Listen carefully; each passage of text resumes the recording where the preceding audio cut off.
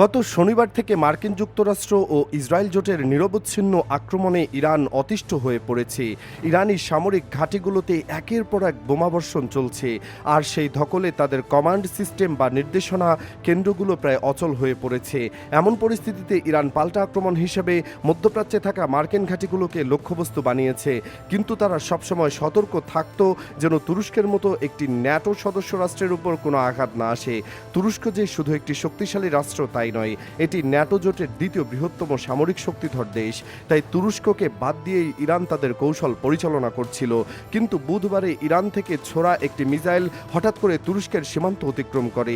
এটি কি কোনো ইচ্ছাকৃত আক্রমণ ছিল, নাকি কোনো ভয়াবহ ভুল? প্রশ্নটি এখন সারা বিশ্বের কূটনীতিকদের ঘামিয়ে দিচ্ছে। প্রতিরক্ষা বিশ্লেষকরা এই ঘটনাকে খুব সহজে নিতে রাজি নন। তাদের মতে ইরান এমন কোনো পদক্ষেপ নেবে যা তাদের বিরুদ্ধে ন্যাটোকে একজোট করে দেবে, এটা কল্পনাও করা কঠিন। কিন্তু গত কয়েকদিনে নিরবচ্ছিন্ন হামলায় ইরানের 40 জনেরও বেশি উচ্চপদস্থ সামরিক কর্মকর্তা নিহত হয়েছেন। এই বিশাল ক্ষয়ক্ষতি শুধু মানব সম্পদের জন্য নয়, এটি তাদের যোগাযোগ ও নিয়ন্ত্রণ ব্যবস্থাকেও প্রায় ধ্বংস করে দিয়েছে। আঙ্কারা ভিত্তিক কিছু ইরান বিশেষজ্ঞ এই পরিস্থিতির একটি ভিন্ন ব্যাখ্যা দিয়েছেন। তারা বলছেন ইরান গত 2 দশক ধরে একটি মোজাইক প্রতিরক্ষা ব্যবস্থা তৈরি করেছিল। এই ব্যবস্থার মূল উদ্দেশ্য ছিল যদি কেন্দ্রীয় কমান্ড বা হাইকমান্ড কোনো কারণে বিচ্ছিন্ন হয়ে পড়ে বা ধ্বংস হয়ে যায়, তবে তাদের আঞ্চলিক বা লোকাল ইউনিটগুলো স্বাধীনভাবে সিদ্ধান্ত নিয়ে পাল্টা আক্রমণ চালাতে পারে।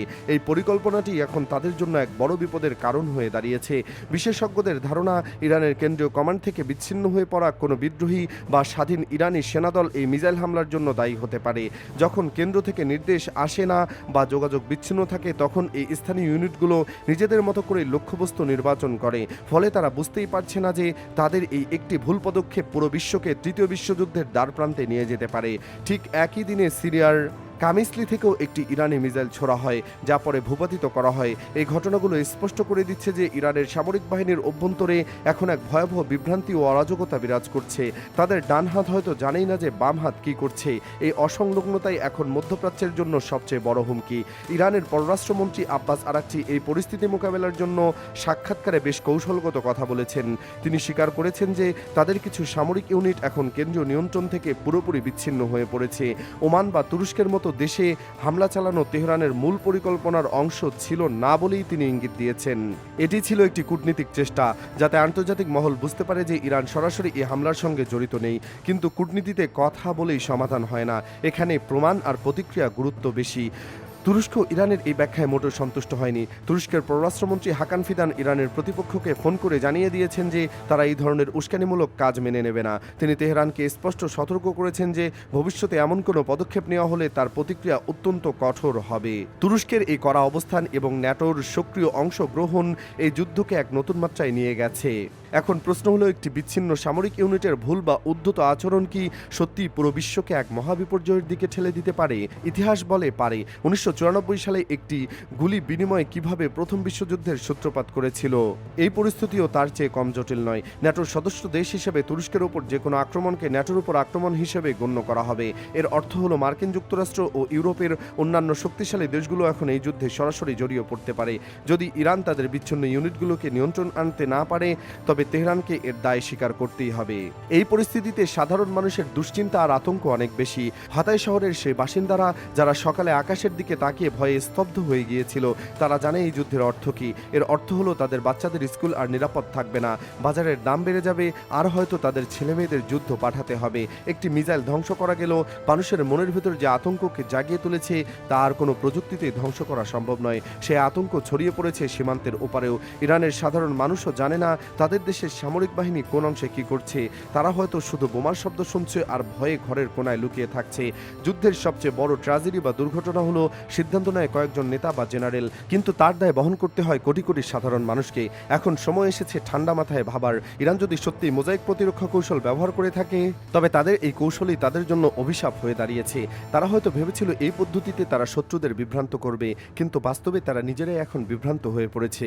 মার্কিন যুক্তরাষ্ট্র ও ইসরায়েল জোট ইতিমধ্যে এই ফাঁকটি খুঁজে পেয়েছে। তারা জানায় ইরানের কেন্দ্রীয় কমান্ড দুর্বল হয়ে পড়েছে। এই সুযোগে তারা আরও আক্রমণাত্মক হয়ে উঠতে পারে। কিন্তু এই আক্রমণাত্মকতা যদি ন্যাটোকে উস্কে দেয়, তবে পুরো মধ্যপ্রাচ্য আগুনের সাগরে পরিণত হবে। তুরস্কের প্রতিক্রিয়া এখন সবার নজরে। দেশটি এখন ন্যাটোর সঙ্গে আলোচনা করছে এবং তাদের সীমান্তে সামরিক মোতায়েন বাড়াচ্ছে। তুরস্ক সিরিয়ায় তাদের স্বার্থ রক্ষায় ইতিমধ্যে সক্রিয়, আর ইরানি মিসাইলদের সেই আকাশপথে যাতায়াত তাদের নিরাপত্তার জন্য প্রত্যক্ষ হুমকি।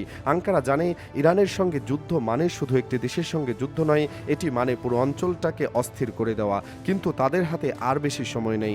তাদের জনগণ নিরাপত্তা চায়, আর সেই নিরাপত্তা নিশ্চিত করতে তারা যে কোনো কঠোর সিদ্ধান্ত নিতে পারে। এই সংকটের মধ্যে একটি আশার আলো আছে। আন্তর্জাতিক কূটনীতিকরা এখনও বসার ঘরে বসে সমাধান খুঁজছেন। জাতিসংঘ এবং অন্যান্য শান্তিপ্রিয় রাষ্ট্রগুলো উভয় পক্ষকে সংযত থাকার আহ্বান জানিয়েছে। তারা বুঝতে পেরেছে যে এই আগুন যদি এখন না নেভানো হয়, তবে এটি গ্রাস করবে শুধু ইরান বা ইসরায়েলকে নয়, বরং সারা বিশ্বের অর্থনীতি ও শান্তিকে।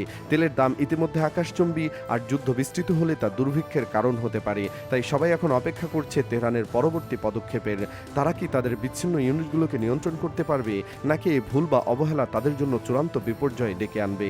মধ্যপ্রাচ্যের আকাশ এখন আর সেই পুরনো নীল নয়, এটি এখন ধোঁয়াটে, আবছা আর ভয়ের। কিন্তু ইতিহাস সাক্ষী, সবচেয়ে ঘন অন্ধকারের পরেই আবার ভোর আসে। মানুষ আবার নতুন করে স্বপ্ন দেখে। এই যুদ্ধের অগ্নিশিখা থেকে মানবজাতি হয়তো আবার শিখবে শান্তির মূল্য, কিন্তু সেই শিক্ষার মূল্য দিতে হবে অনেক বেশি। তুরস্কের আকাশে সেই মিসাইলটি ফাটার শব্দটি হয়তো একটি সতর্কবার্তা হয়ে থাকবে আগামী প্রজন্মের জন্য। অবজ্ঞা বা ভুল বোঝাবুঝি কখনোই বড় কোনো সমস্যার সমাধান করতে পারে না, বরং তা আরও জটিল করে তোলে। এখন শুধু প্রতীক্ষা, কখন এই ধোঁয়াটে আকাশ কেটে আবার সূর্যের আলো ফিরে আসবে।